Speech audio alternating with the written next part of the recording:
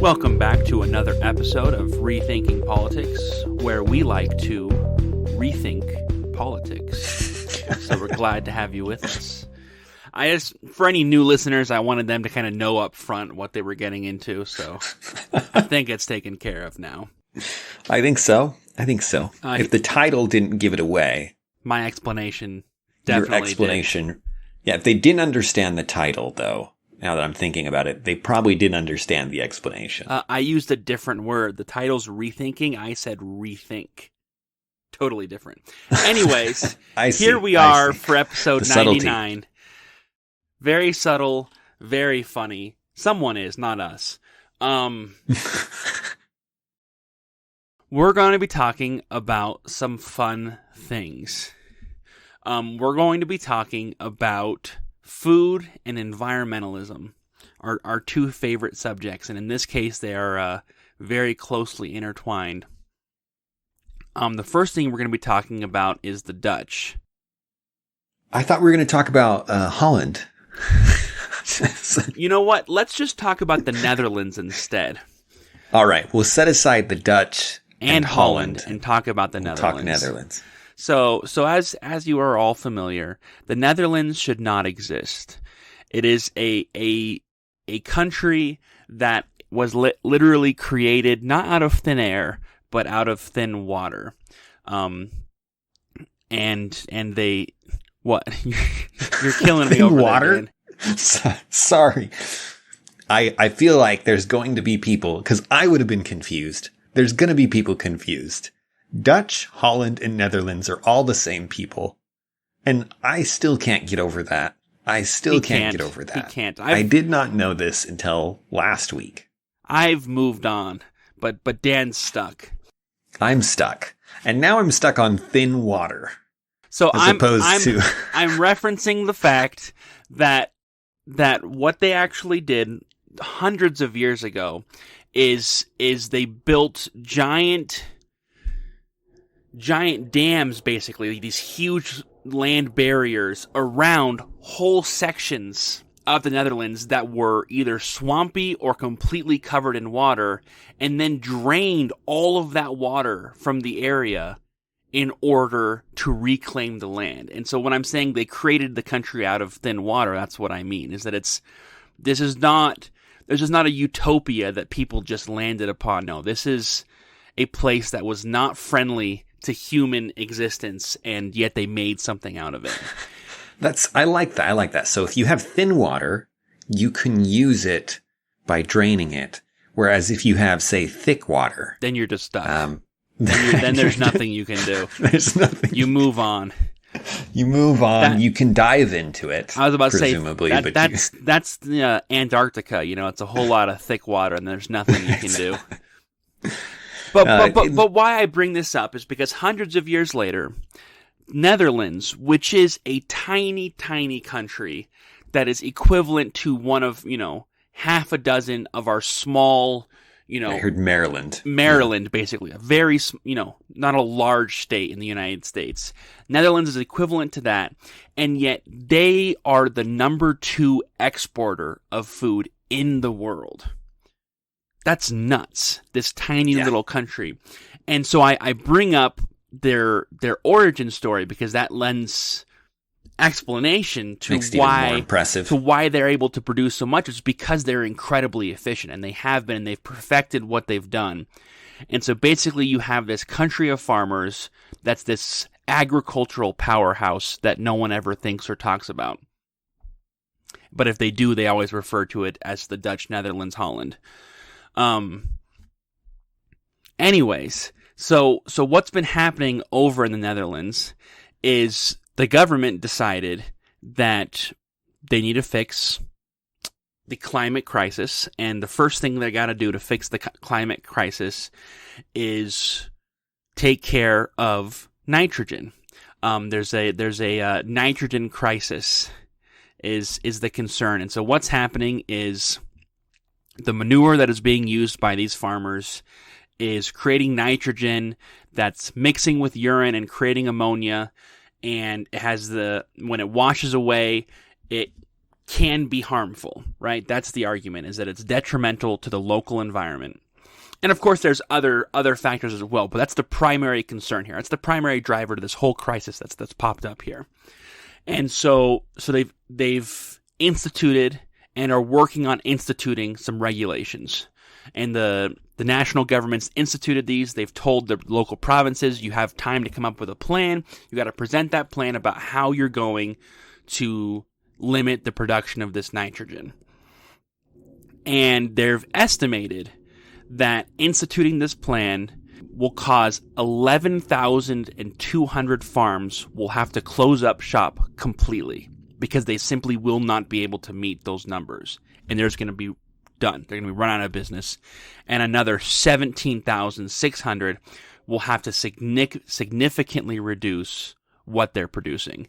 And of course, the biggest change is going to be livestock, but there's other changes in other ways in how these farmers are doing business. So these Dutch farmers got in their tractors and they went to the capital and they protested. They've been protesting for a long time. They've done the slow protest, on the highways where they're trying to stop traffic. I think they've dumped manure on some steps of some government leaders, which I'm pretty sure is a violation of the nitrogen requirement. So that should be looked into. And it's just been going on, and it's just wild. And it's not something that is even making it a little bit to American news. Like, you can go over CNN, you can go over Fox. I'm not seeing it anywhere. And in fact, the only way I heard about it was because Jordan Peterson interviewed just an absolutely insane human being who was talking about it. You okay over there, Dan? He is. He may be right on. He could be right about everything he says in that interview, for all I know. But he does. There's also something insane about him. I think that's fair. He's ex-military. He's done a lot. Like a war correspondent. A war correspondent. Like a really intense war correspondent. Considers himself a war expert, and is just wild, just a wild human being. And yeah, he sounds like he came out of a bunker just a few minutes ago, where he's been for the last 60 years. Like he's intense. And anyway, neither here nor there. We're not drawing from him, but he was the one who pointed us to these things. But anyways, now I've lost my train of thought because I was just thinking about that guy. You're welcome to listen to the episode. I'd say it's very inflammatory. And there's a lot of conjecture that isn't verifiable, but the facts of what they're talking about, what's actually happened, is all 100% legit. You know what I mean? They talk about lots of different events that are taking place worldwide, and those are all legit. And that's what we want to talk about. What's happening in the Netherlands is not an isolated event. This is something that's been spreading worldwide, and I, for one, am a little concerned. Absolutely. If you look at what they're requiring of these farmers in terms of nitrogen production, we talked a little bit about the climate change bill that happened just recently in the US. And we talked about how what they're doing to try and shift things and reduce CO emissions and whatnot is they're incentivizing other behavior. Mm-hmm. That's not what's happening in this bill. No, this bill just straight says, up restriction. You're producing this much, we shut you down. And that amount varies a little bit depending on how close you are to the local areas they want to protect. But it varies between something like 40, 45% and upwards of 70 to somewhere between 70 and 90%. I saw different figures. I don't know why there were different figures in terms of reduction, like how much they'd have to reduce their how production. much they would have to reduce nitrogen. And if you were in the realm of having to cut nitrogen by 70%, you were being shut down. And they know that. That's why, like, if you're wondering why these farmers aren't working on their farms, it's because you mentioned 11,200, was it? 11,000-ish are straight up going to be shut down. This is a quote from the government, referring to the minister over this. The minister sees three options for farmers: become more sustainable, relocate, or stop. Well, There are other lines where they talk about, we recognize that there's going to be a lot of people who are just going out of business because of this. We're just closing them down. And that's one of the things that's wild about it, is it's the government who predicted that 11,000 farms will have to close. This isn't the kind of thing where the government proposes legislation and afterwards they realize, whoa, people can't do this, and it's going to have some hardship. Yeah. That's what we do here in the U.S. We just do the classic screw-up. No, they came out the gate and said, we are going to be shutting down over 10,000 farms with this legislation, and significantly limiting, 17,000 others. And then however many others are going to be minor changes. But we are out for blood in order to get what we want. Yeah. And before we jump to, there's a lot of interesting things here with the Dutch farmers, and there is a lot happening around the world that, as you mentioned, we're just not seeing in the news. Crazy things are happening. This may seem like a minute detail of like, oh, there are going to be some Dutch farmers who are going to be able to produce less or not at all. What happens to the food production? Well, it tanks because they're a major food producer, but they're one of many, right? Will people in the U.S. feel this? Probably a little bit in price increases in small ways, but it's not going to be that big of a deal. But what is a big deal is, well, first off, let me talk going into the climate a little bit. If the world needs this food production, if that food is being used, then the production will simply happen somewhere else, and it will happen somewhere far less efficient. The Dutch farmers, relatively speaking, are extremely efficient and extremely green. Mm-hmm. They're operating under the EU, right? They're operating under a European country that has a lot of expectations about the environment already. That food to effectively move the food production to another country is not going to protect the environment. It may protect their local environment, as they're hoping it will. If the biodiversity and things that they talk about in their arguments are perhaps there's some merit to those ideas. But in terms of actually, like, if you were to say what's good for the planet, moving them to a much less efficient place where you're going to have much more pollution associated with it, much more greenhouse gas emission and so on, seems like a bad move.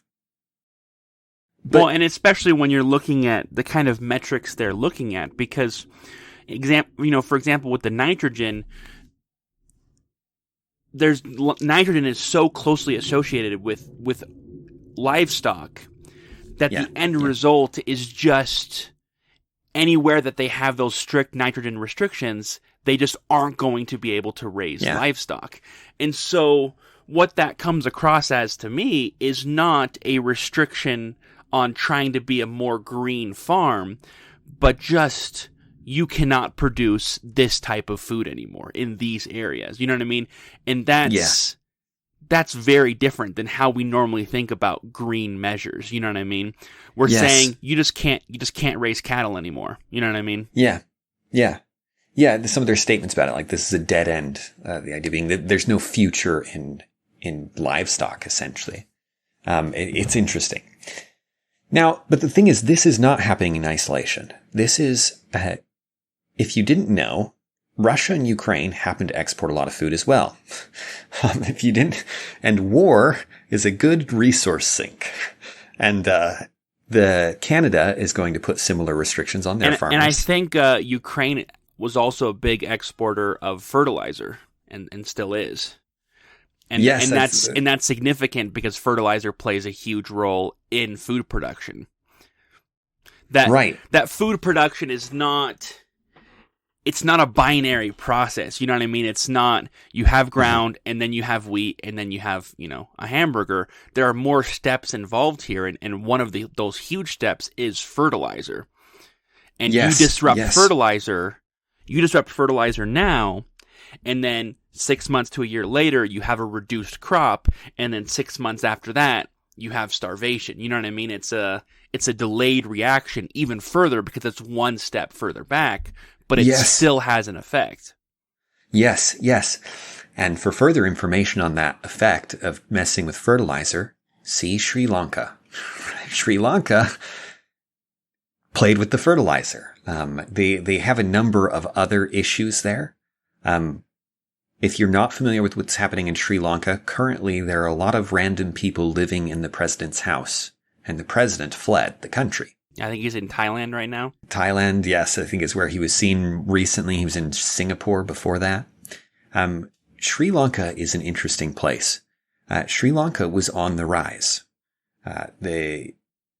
You had some statistic, Brad, about their income. Yeah, they had the second highest per capita income in South Asia, South Asia. Yeah, so it's not second highest worldwide, not even second highest in Asia, because there are some big, powerful countries in Asia, but they were on the rise. You know what I mean? There are a lot of South Asian countries. You know, you've got Thailand, you've got Burma and Laos and Vietnam. Don't test my knowledge. Hey, here. That was pretty good. That was pretty good. There's a you few should call that them, a win. Right? And they had the second highest, or they still might, but right now, I mean, you have people who are starving. You have shortages of all sorts of products, and that's why the people started rioting and started protesting the current government. Yes, and that's why the president is in hiding, because he got ousted. Yeah, so they basically centralized the farming in a variety of ways. They put a nationwide ban on the importation and use of synthetic fertilizers and pesticides, and determined that the 2 million farmers in the country were going to go organic. Domestic rice production fell 20% in the first 6 months. They had to import a bunch of rice.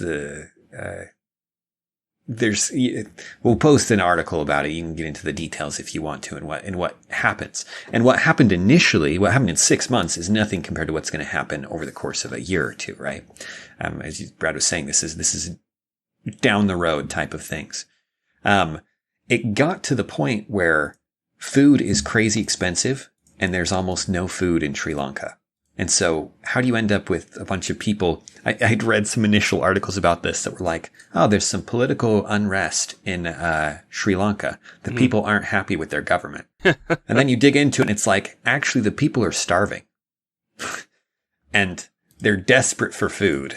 And they're ready to kill people for it if they had to. And when we were talking about it yesterday, and I pointed out, and it's something that I think is very true, it's worth remembering, is that when people are well-fed, when people are employed, when people have a normal life, they don't tend to overthrow their government. Because why would you? You know what I mean? Like me, I'm not happy with our current government. You may have picked up on that. But I have to go to work later, and so I don't have time to overthrow the government. You know what I mean? I'm going to go to work, I'm going to get money, I'm going to take care of my kids and my family and my house. You know what I mean? I got all these things that are getting in the way of me overthrowing the government. And so I'm not going to overthrow the government. But let's say I'm now unemployed, or I'm still employed, but I'm not getting any money that I can use for anything. You know, there are no consumable goods that I can purchase, or my factory shut down because it was replaced by something else. And so now I have nothing to do and nothing to lose, because my children are starving because of the government's actions. Well, now it's a different story. Now my personal daily interest is about the government. You know what I mean? Because you know what I mean? And so that's absolutely. People don't overthrow governments when they're busy with their normal lives. So, you know, I mean, there's real truth to it. I mean, that's why when people are fed and they're taken care of their basic needs, they're not going to do nearly as much. I mean, you can even tie this back to the United States. You know, during 2020, part of the reason the BLM protests got so large and became such a huge movement is because people had time. You know what I mean? You had a huge number of people who didn't have to work for a while, and then there's this opportunity to do something that they've always cared about, but they were busy with other things. Well, now you have time. You know what I mean? Now you have less to lose by protesting. You know, you combine that with, you have instability, you have fear, you have, you know, shortages and things like that cause people to get more upset, and it makes a lot of sense. But obviously, it absolutely does. And if things had gotten worse, the protests and riots would have gotten worse. You know what I mean? If people were actually starving in the United States, something like what happened in Sri Lanka might have happened. But it never got that bad, and so people didn't respond that way. I mean, people people are pretty rational, and so they're not going to throw away their personal lives just because of a cause they believe in.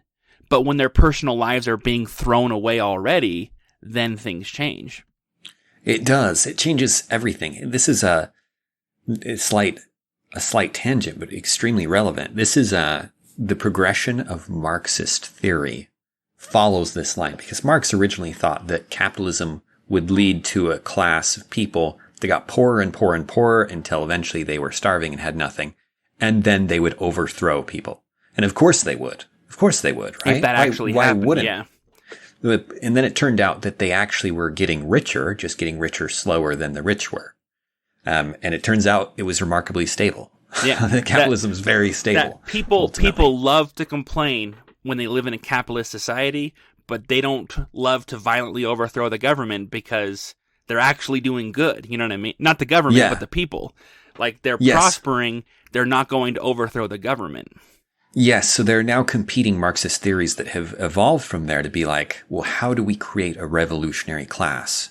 Maybe it has to come from, maybe there has to be a vanguard, right, is one of the ideas. You've got to have a vanguard of intellectuals and things who can see that the world would be better if there was a revolution, and then they carve the way. Or there's other theories where it's like, no, we got to deliberately create discontent, so that by problematizing everything, and thus you can create a class of people who are willing to, but you have to make it happen, because in the ordinary day-to-day of at least reasonable prosperity, people just have other things to do with their time.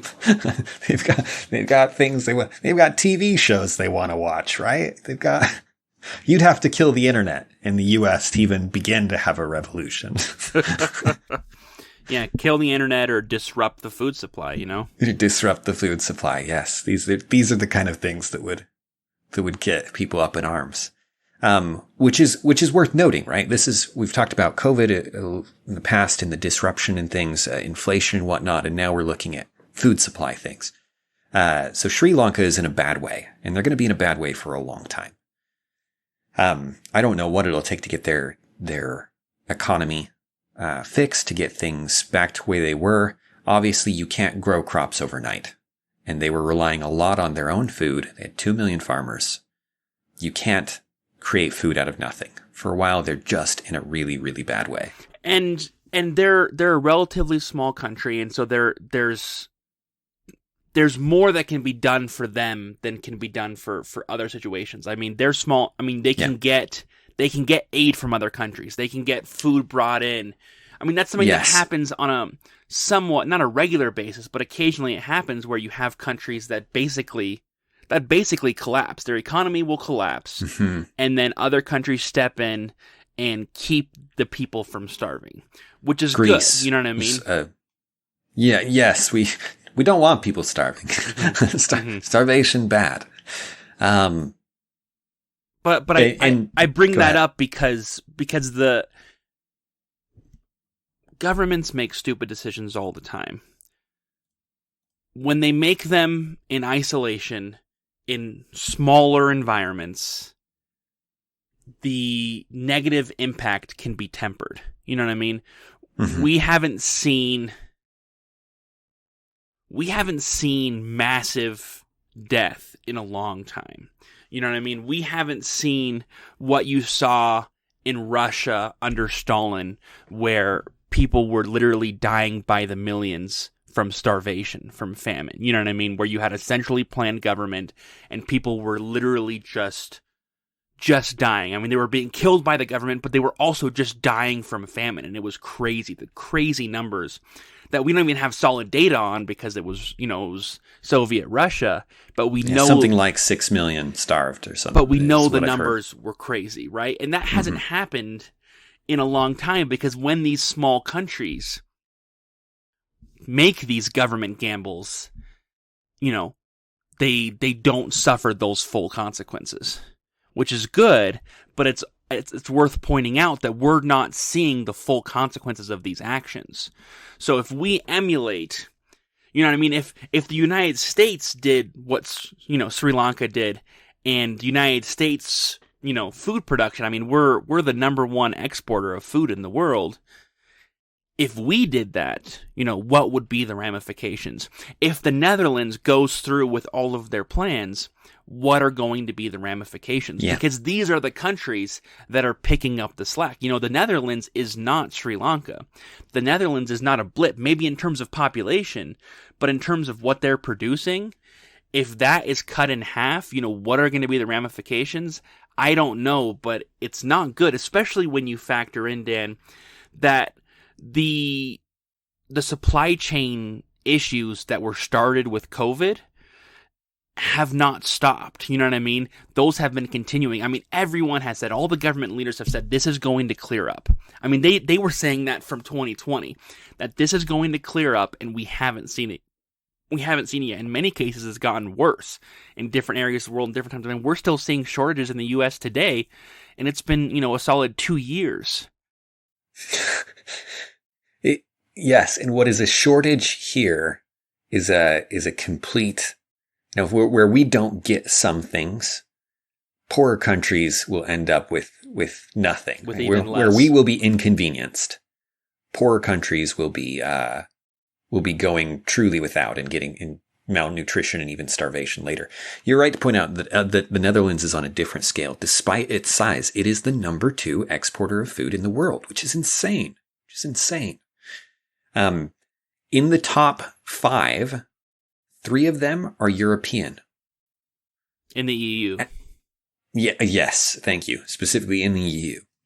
And the EU is considering, in fact, this is in some ways a preliminary, what's the word? Where you do it before you need to do it. This is a preemptive step from the Netherlands that may be a general policy in the EU in the near future. In which case you would have not just the number 2 affected, you would have 3 of the top 5, I believe, affected, and that's much, much worse. As I mentioned, Canada's already following suit. I don't know how Canada rates on the exporting food. I can't imagine very high. They're pretty far north, but what do I know? If Netherlands can do it, I feel like just about anybody can. Yeah, and when we were talking about the Inflation Reduction Act, Dan, we were talking about how this is not bad. You know what I mean? There were so many things about that bill that I didn't hate. You know what I mean? Like the way they were doing the corporate tax. Like, wow, this is kind of cool. And then not placing a bunch of restrictions on companies in terms of climate change, but instead just creating a bunch of incentives that are going to cause malinvestment. Obviously, that's not ideal. Obviously, that's going to hurt the economy, but it's also what the U.S. has been doing for the past 2 years. I mean, that's the same thing we did every time we had a stimulus package. It was the same thing, creating malinvestment. And so this is just another case of that malinvestment. But these hardcore environmental restrictions, which is what environmentalists in the United States want, but they don't have the clout for, but they do in the EU. Yeah. I'm genuinely concerned, Dan. As we've been preparing for this, I had some very real existential dread about... This is the scariest thing I've looked at. This is about where the world is headed. And I told my wife, I was like, I don't want to record this podcast tomorrow because I'm just depressed. I was like, what's the point? We're all going to starve in a year anyway. Well, we're not going to starve. No, we're not going to. Which in some ways makes it worse because... Doesn't it? It makes it sadder. It makes it sadder because if we were going to starve a year from now, then I could be like, hey, you need to stock up on food. You know what I mean? You need to prepare for starvation in the United States, which could theoretically happen, but it's unlikely. You know what I mean? Mm-hmm. It's unlikely because if the U.S. cuts its food production by 90%, when we're exporting so much, we're still going to be producing food in the United States. You know what I mean?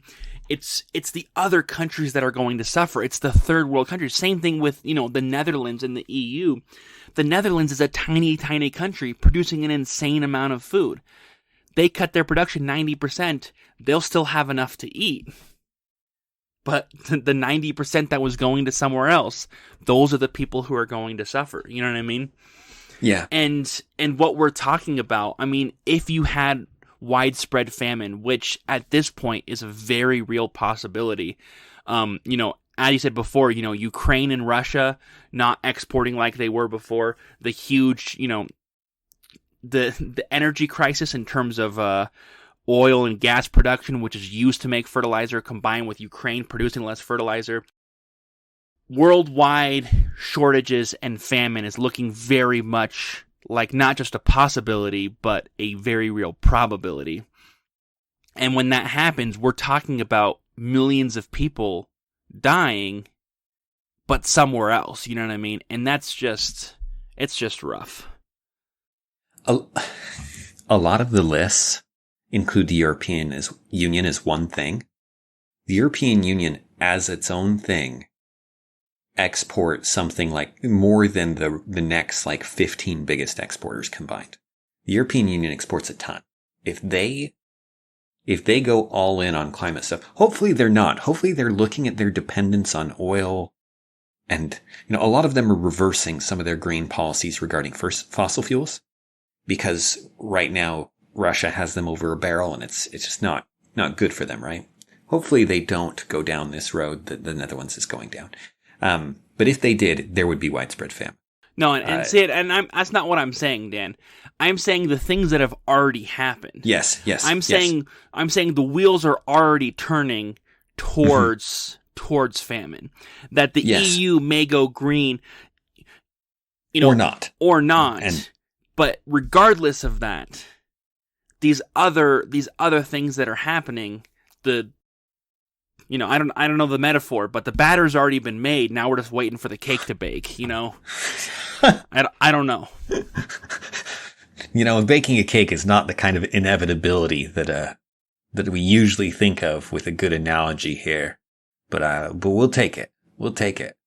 I was going to say, if you count the EU as one thing, Canada, which is embracing all kinds of silly policies, it would go the EU, United States, Brazil, China, Canada. I was joking about Canada. Canada is a major exporter of food. They are. They're top 5 if you list the EU as one thing. Well, yeah, but listing the EU as one thing is cheating, so. I don't know why they would do that, but that's how a lot of the lists do it. Anyway, well, no, and it makes sense why you do it, because the EU does tend to act together in some aspects. As a trading bloc, probably, with regards to the food. But it's such a huge chunk of the world in terms of, you know, when you've got so many countries in the EU that are already top of the list, like the Netherlands. Anyways, where does that leave us, Dan?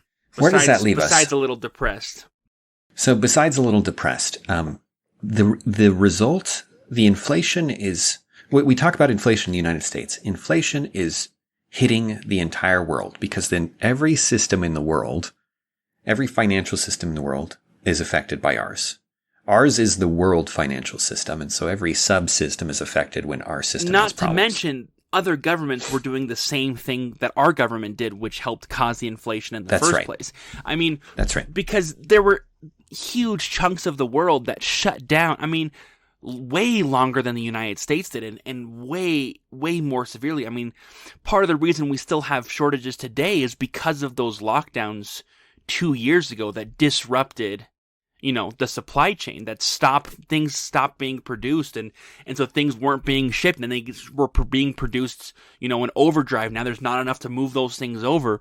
You know, I mean, those kind of things happened because of our response to COVID in 2020. And all these countries had similar responses to the United States, except more extreme, which, in addition to being reliant on the US dollar, has caused their own economic problems. Right. If you think of inflation as any price increase, then any shortage is inflation. Not to mention that the monetary policies of a lot of governments also followed ours, where they just spent a lot of money, even though there was less production. So Pakistan, which they had to do to keep people docile when nothing is being produced. yes, to keep things right, keep people happy. At least give them the illusion. Because why were people in the United States okay during COVID? It's because, even though they were unemployed, they were getting all this, the huge boost in unemployment money so that they were still able to live. You know what I mean? If they were said, hey, you can't come to work, and also we're not going to pay you, things would have been very different. Right. So there are a number of countries around the world that are extremely unstable at this point and experiencing some of them straight up experiencing economic collapse. I don't know the details on these. This could be production related issues. This could be food related issues. This could be green policy related issues. What we have is a quick look at a couple of those. Pakistan is a big one. Pakistan has never been extremely stable politically. Right now, it's much worse than that. They're experiencing inflation rates of, I'll pull up the number in a second. I had it up here. I thought I wrote it down. I believe it was mid-20s is what you were saying. It was, yes, I believe it's 24. That's right. It's 24%. It's like 24.1% year over make sure year. You get the 0.1 or 0.2 because that's going to make all the difference. It's like, I thought you said it was 0.2%. You're saying it's 0.1%. That's not a big deal. 24.2 is a problem. 24.1 is fine. You got to draw a line in the sand somewhere. And it's at 24.2. As such, their cost of living is extremely high, and depending if they shuffle the numbers like the U.S. government does, then it's much worse than that. Ours, in case you wanted a reminder to contrast it with ours was 9.1% last time we looked. Our Federal Reserve has been increasing interest rates to try and counter it. It had its biggest 28-day increase that I've seen of 0.75% on interest rates. In Argentina, they just increased their interest rate over a similar period, 9.5%, making the interest rate 69.5%. That's insane. It's Argentina. I don't know how what the proper definition of hyperinflation is, but I think they're there. Their inflation rate is 71%. I was about to say, I don't think they're actually there, but they're really, really close. They're knocking on the door of a complete financial collapse. They're most likely headed there. I mean, it's crazy. It's crazy to have inflation over 70% is nuts. And they keep raising the interest rate, just like in the U.S. And just like in the U.S., it isn't worth crap. 69.5% interest rate. I don't know that changes anything from a 60% interest rate, right? You're not starting a company with a 60% interest rate. You're not taking out a loan for a house with what loans are they hoping to stop by raising it from 60 to 69? Once you hit this point, which is what people always talk about with hyperinflation, is you reach a point where you start living on a daily basis. You know what I mean? I mean, right. With your time scale becomes... With 70%, it's probably more of a weekly basis, but still, you know what I mean? Where you're not keeping $1,000 in your bank account for 2 months because you do that for 2 months and you just lost, what is it, like $150 in that 2 months. You know what I mean? Just for 2 months for your $1,000. And so what you're doing is you're getting your weekly paycheck or whatever, and then you're spending it immediately on goods. You're not you're not taking out loans because you can't afford them. You know what I mean? It's just... You're not saving money. You're not saving... It will be worth significantly less in a short time. Oh, man, I don't even know. I don't even know how you'd function in an economy with interest rates that high besides living hand to mouth. You know what I mean? I don't know what businesses are doing. Because obviously, because the inflation rate is higher, that interest rate is merely just matching it. So theoretically, you could still be taking out loans because you understand that with inflation being high, but everything just becomes less certain. You know what I mean? Because you don't know what the inflation rate's going to be like in 10 months, and that could significantly impact your ability to repay back the loan you just got. Like, it's just weird. It's just weird, but it's so unstable. There's this is a dying economy. When you have inflation here, you're just that close to going into hyperinflation. And when you go into hyperinflation, the economy just inevitably collapses. Yeah. They're spiraling, and I don't know how you pull out of it. It may depend on, some of the articles I was looking at talked about the stability of Brazil has been key for them. Brazil's at like almost 12%, which is much closer to our own, and much, much better.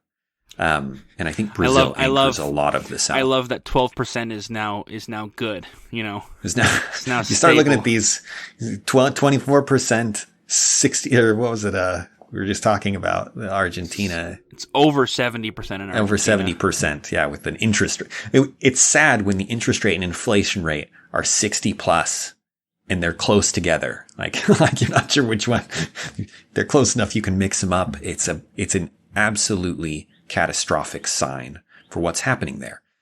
You'd be pulling money out of the Argentinian economy as fast as you possibly can and changing it into other currencies and investing it in other places. Yeah. The whatever ends up happening in the immediate future, the long-term future has been shattered because of this, for quite some time. And then perhaps the biggest player here, the biggest one is, China.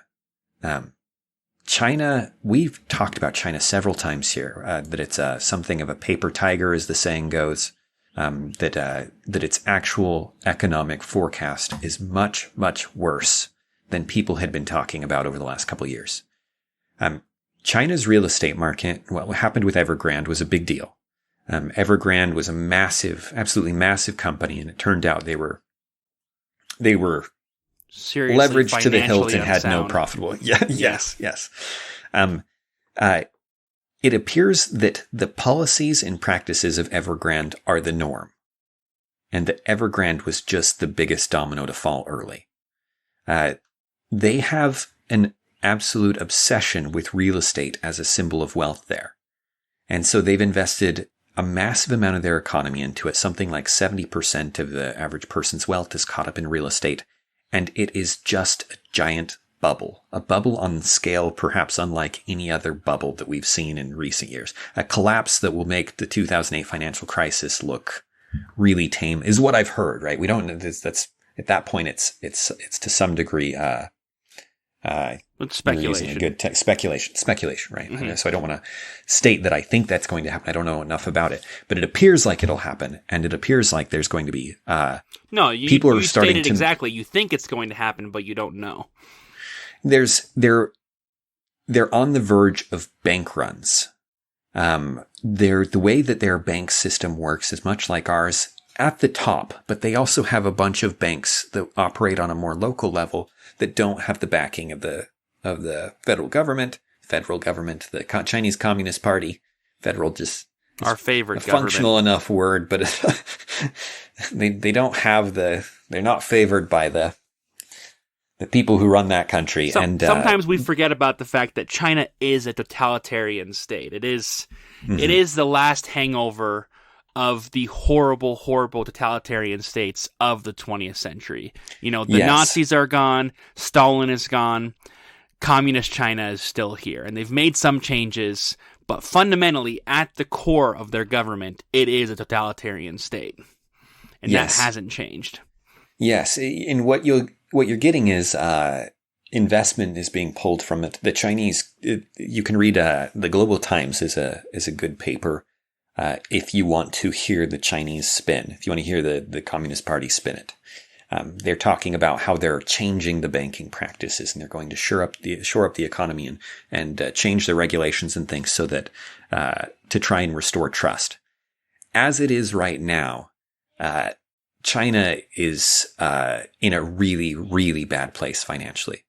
So much of the foreign investment in China is in this real estate market. So much of the investment of the citizens is in this real estate market. So much of what makes China's numbers look good is in the real estate market. And if it collapses, and it's got to collapse, there's got to be a reckoning here of some kind. It could devastate the Chinese economy and the Chinese currency, and as people pull out of investments, and so on. It could be a spiraling effect here in China that has major impact, not to mention the fact that their policy is still zero COVID. They've lightened up a little bit lately, finally, but they're still doing way too much and shutting down way too many things. It's a strange place, and it's a strange time in China. It's not good for their economy at any level. In other words, Dan, here we are 2 years post-COVID, and people want to act like it's over. I want to act like it's over. Like the supply chain crisis is on the fix. It's on the mend. Things are going to get better in that sense. The worldwide economy is going to stabilize, and we'll kind of get back to a 2019 world, because that's what we'd all like. You know what I mean? 2019, where things weren't perfect, but at least things were functioning. Things are functioning and things looked up. But the more I look at the world and the more I look at all these different countries, I'm not seeing that. I'm seeing things getting worse, not better in terms of the supply chain. I'm seeing things going back to 2020, where here in the U.S. we've got all sorts of shortages of random things, especially food shortages. Not to the point of starvation here in the U.S., but definitely to the point of starvation and famine in other parts of the world. And I'm seeing, like China is a huge player on the world economic stage, not necessarily in terms of food exports, but in a whole slew of other things. So if the Chinese economy collapses, that's going to have ripple effects all around the world. I mean, China is heavily invested in the United States. They're invested in businesses and in land, in even federal debt. You know what I mean? They own large chunks. Yeah. And so if the Chinese economy collapses, and as a result they start selling all of their U.S. assets, what do you think that's going to do to the U.S. economy to have this huge sell-off? You know what I mean? That could throw, like, you could have a Chinese market collapse, real estate market collapse, result in a U.S. real estate market collapse. You know what I mean? Mm-hmm. Mm-hmm. Unintended consequences with these dominoes can be wild. You know what I mean? Yes. And kind of like how, Ukraine not producing as much fertilizer could result in a famine a year later. You know what I mean? Just unintended consequences that we are not looking at, that politicians in the United States are not talking about. While we're talking about patting ourselves on the back for passing legislation that has a bunch of CO2 credits that probably aren't really going to do anything. It's just going to be a chance for businesses to game another system. And isn't really going to do anything for climate change. But on the flip side, the world economy is, inches away from collapsing. Not an utter collapse, but a devastating one, that could have very real implications for everyone. It's nuts, Dan. It is nuts. It is, when the news is focused on a raid of one of Trump's houses. Did you hear about this? Yeah. The FBI raid and FBI raided the house related to documents. They were seizing a bunch of documents, and we don't know why they seized them, and we are trying really hard to care, and we just can't. Right. I'm looking at perhaps an imminent economic collapse in China. China is one of the major food exporters, of course. They're top 5. Their investments are all over, and it would ripple through, most of the world would feel it. It's hard to work up the I don't know what the fake indignation at what is probably a partisan use of political power.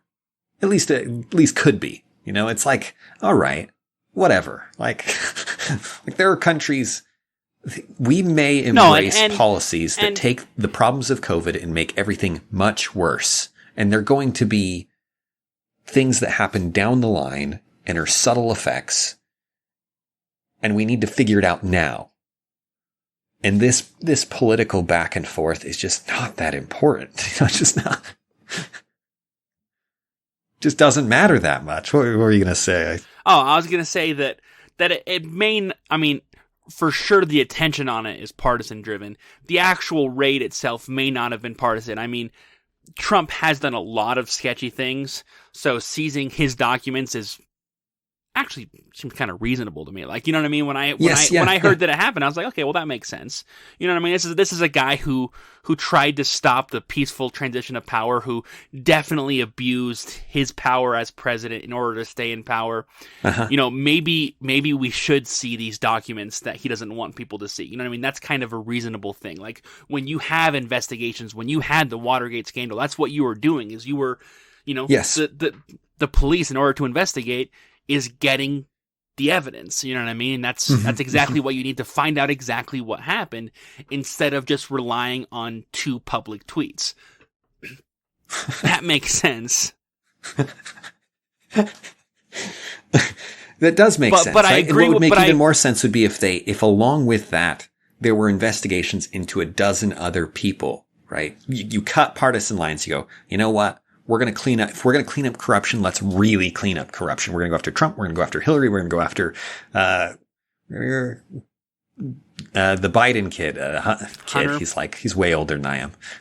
Go after Hunter Biden, and so on. Right? You could make it. You know, you could do it in a manner that would garner respect, I think. And you're right that even you almost certainly can justify going after Trump on a variety of things. But anyway, go on. But I wholeheartedly agree with you that in terms of priorities, it's just not there. I mean, it's really not, because he's not in power. You know what I mean? He's not making any decisions. He's, whatever people tell you, he's not going to get reelected. It's not going to happen. And at least not. Interesting. We'll have to talk about that. I'd be interested in why you're so convinced of that. You may be right. I'm not saying I disagree. It's just. Well, another day. Yes, so that way I can come up with some arguments. But yeah, in terms of what's going to happen, the economy, and I think part of why this is so frustrating is because here we are in a downward spiral in terms of on a world scale. You know what I mean? Like, we're headed towards some hurt. But as we're headed towards some hurt, governments worldwide are doubling down on all of the policies that led us there. You know what I mean? There is no understanding of even the connection between what's been done and what's going to happen. You know what I mean? Yeah. This famine is going to happen. And probably the whole thing will be blamed on like the Ukraine war or some other single event. You know what I mean? Kind of like how, you know, gas prices, you know, have doubled under Biden's presidency, and yet it's all blamed on the Ukraine war, even though gas prices had already gone up like $1 before, you know, Putin did a single thing, right? And yet, and yet somehow that dollar has been folded under Putin's responsibility. And that's what's going to happen here is we're going to have famine, we're going to have shortages, we're going to have starvation on a wide scale, and we're not going to know why it happened, and we're going to get right back to those bad practices that brought us there. And that for me is the most disturbing thought. That we could do it and learn nothing, or do it and double down. Yeah. We could embrace this. That's a terrifying thought. Well, hopefully people can pick up on some of these things and start to push back against it. We are really due for an update on our thinking about climate in general. I really think that we now have the pieces and the data to reset the expectations and change the directions and goals of the climate movement at a fundamental level. See, and I agree, but in the other way. I think we've finally reached a point of political acceptance of the need for environmentalism, that it is the new movement, and it is the movement that could wreck the world. You know what I mean? Yes. This is that movement. You know what I mean? This is. Yeah. It reminds, I agree with you that politically, it's never been more powerful. It has the tools. It reminds me of of early communist China when Mao came into power, and Mao was like, we need to become a superpower. And so he took the farmers and said, we need you to start producing metal. You know what I mean? We don't need food. We need metal. We need industry.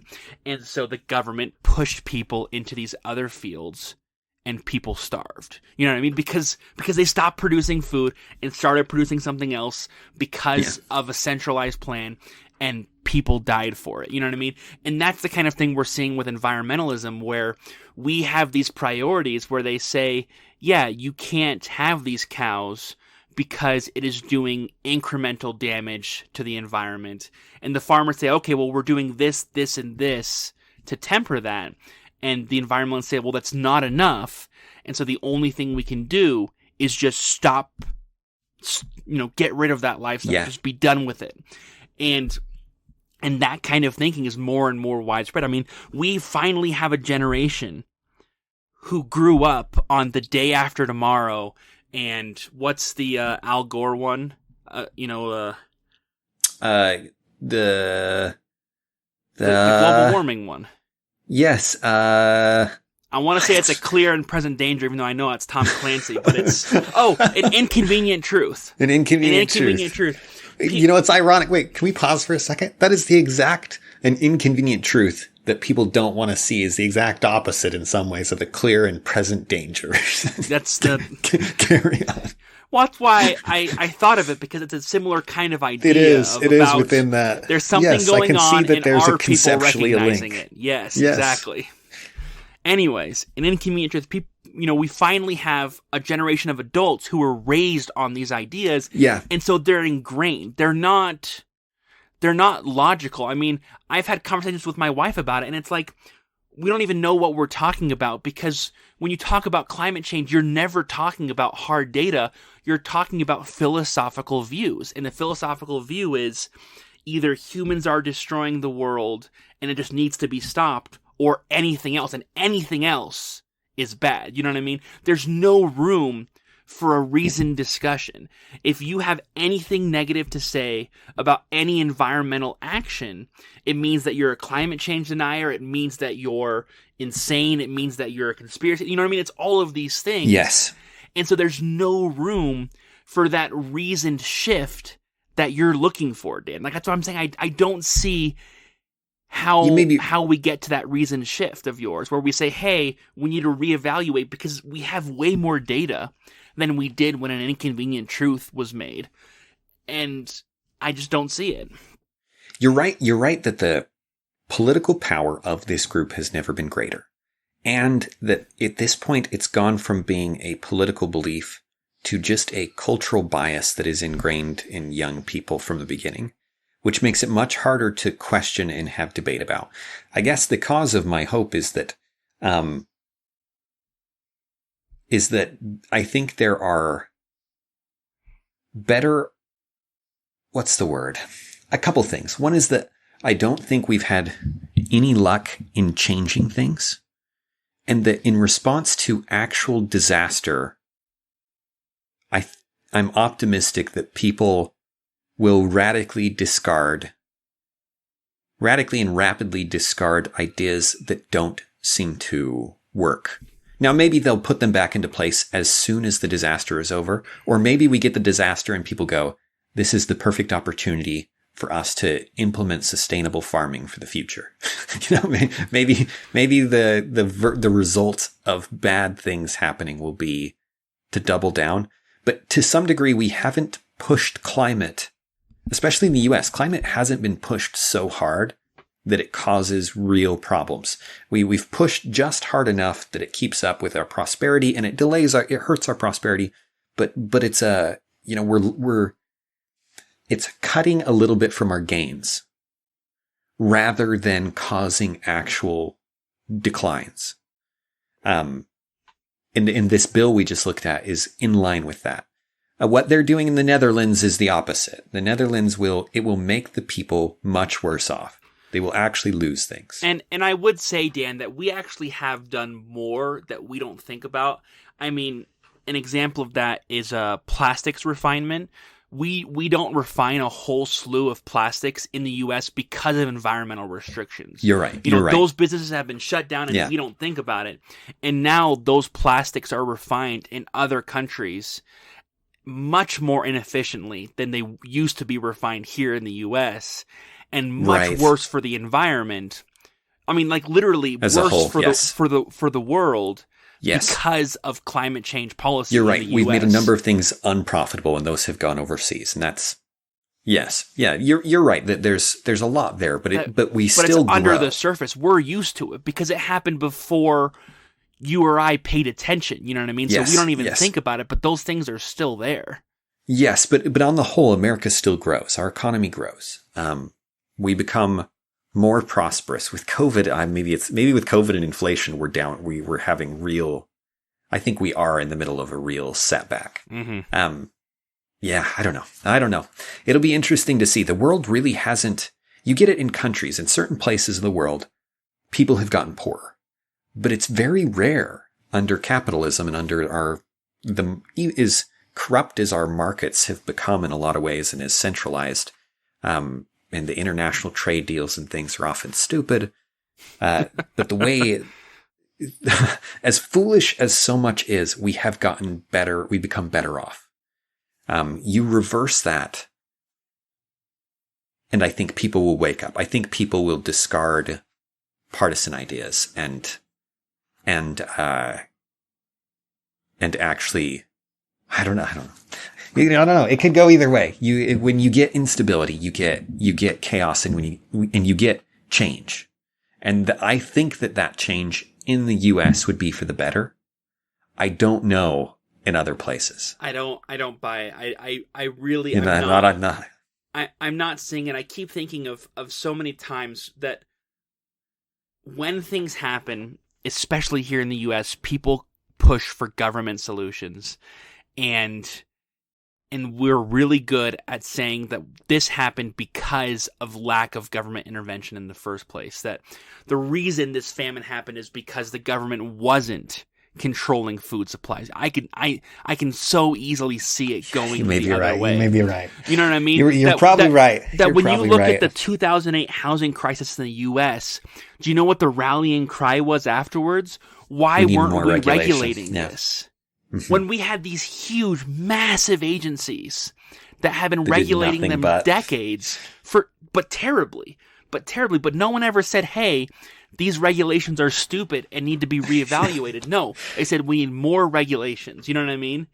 When you get actual government policy driving the bad loans. Yeah, exactly. It was completely backwards. Semi-government banks. It has never been publicly accepted that the 2008 housing crisis was because of government intervention, not because there wasn't any. You know what I mean? Right. And that's a great example of how, no, the evidence is there and it doesn't matter. I think what's making me optimistic is Germany, in particular, returning to fossil fuels and coal production and things. They had recently taken a big step. Yes, because they have to. They recently taken a big step towards renewable energy. Found that it was expensive, costly, and costly, and took a lot of money. Expensive and ineffective, and have turned back to other things. I'm optimistic that there are going to be more countries like that do that. But you're right that maybe that optimism is misplaced. That is an exception. That is an exception that they did. Yeah, because I wouldn't say that Germany's learned any lesson. I'd say that they're using what they have to do to get by. Yeah, exactly. But as soon as they have the chance, they're going to go right back to what they were doing before. There's no lesson learned in Germany. The Germans are very, very progressive. I mean, they've banned homeschooling. I got nothing for Germany. They are. Well, with that, I guess we have no hope to offer you. Things are going to get food storage. No, it's true. It's true. Things are looking grim, and the near future, because of COVID, the problems are already there, right? We're not saying more problems are going to develop. The problems are there, and government policies may exacerbate these problems. They are in a lot of places. we're going to talk in the near future. It may be this next episode. It may be an episode following, depending on current events, about climate in general and about the kind of philosophical ideas behind it. I think that would be really interesting to get into. That has become more and more clear. Brad and I have been talking about it a lot lately. This sets up the current trends in policy and the effects that they're having. Our policy being the U.S. policy, recent policy being a light example of just malinvestment, whereas you get other things like the Netherlands on the more extreme end, people who are taking the claims very seriously and applying them as you would have to get serious change. Yeah, if you believe what people are saying, you have to do that. That doing this Inflation Reduction Act isn't going to achieve any of the goals of the environmentalists. You know what I mean? In terms of what needs to be done to stop what they believe is coming. This doesn't do that. Yeah, assuming it plays out like a dream and does everything they hope it could do, it will reduce the temperature increase from global warming theoretically, putting it into the models. Yeah. You get like 1,000th of a degree Fahrenheit, a couple thousandths of a degree Fahrenheit. And it's nothing. It's nothing. It's a lot of money to do nothing of any substance. Even though it's the biggest climate bill ever on paper. In the US, so, yeah. Yeah. Anyway, but we want to get into the ideas behind it, behind the climate movement and in the philosophical views that make it so people assume human impact is bad and talk about some of those ideas and how they then lead to the policies and the analysis and the things that are happening on the ground. Any other thoughts, Brad? No, I think that's good. I think it's worth talking about, and of course we're going to get a lot of heat for it because we're taking any stand besides the environmental stand, and so it's going to be rough, but I'm fine with that. Yeah, we're going to push back against perhaps the most widespread religion in the world right now. Most widespread dogmatic view. We'll put it that way. It's not a religion, obviously. So tune in for that. And with that, thank you for listening. Take care. This has been an episode of Rethinking Politics. You can find us on all of the major podcasting apps or on YouTube. You can reach out to us at rethinkingpoliticspodcast@gmail.com, or you can visit our website at rethinkingpolitics.podbean.com, where you can support us via Patreon. Thanks, and have a wonderful day.